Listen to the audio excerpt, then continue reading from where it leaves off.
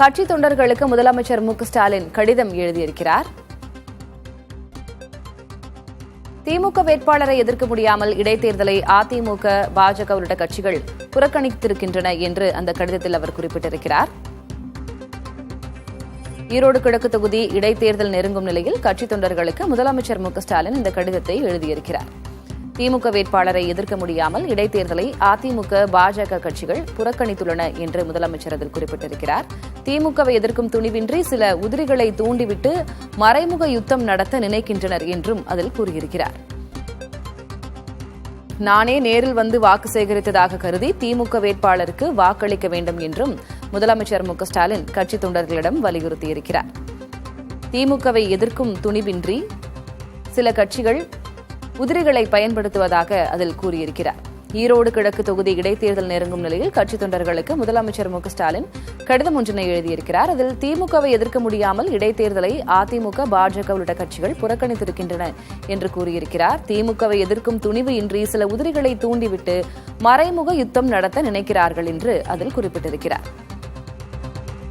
கூடுதல் விவரங்களை வழங்குவதற்காக நமது செய்தியாளர் ஸ்டாலின் இணைந்திருக்கிறார். ஸ்டாலின், கட்சி தொண்டர்களுக்கு முதலமைச்சர் மு.க.ஸ்டாலின் ஈரோடு கிழக்கு தொகுதி இடைத்தேர்தல் தொடர்பாக கடிதம் எழுதியிருக்கிறார். என்னென்ன விஷயங்களை அதுல அவர் அடிக்கோட்டு காமிச்சிருக்கிறார்?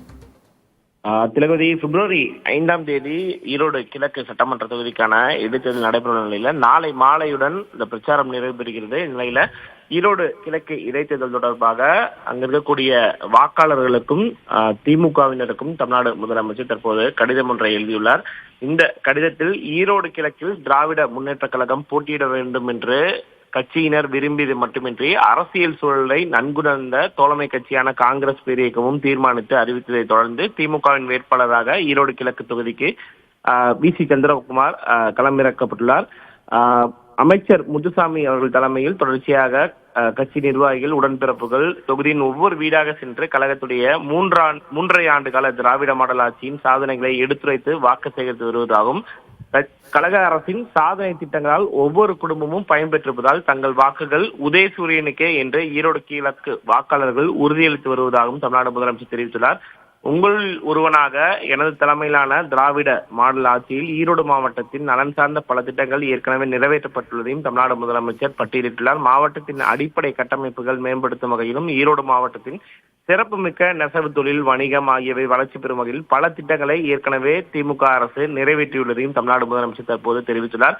அதனை ஒவ்வொரு வீடு வீடாக சென்று கட்சி தொண்டர்கள் வாக்காளர்களுக்கு தெரிவிக்க வேண்டும் என்றும் தற்போது இந்த கடிதத்தின் வாயிலாக தமிழ்நாடு முதலமைச்சர் கேட்டுக் கொண்டிருக்கிறார். திலகவதி, விவரங்களை வழங்குவதற்கு நன்றி ஸ்டாலின்.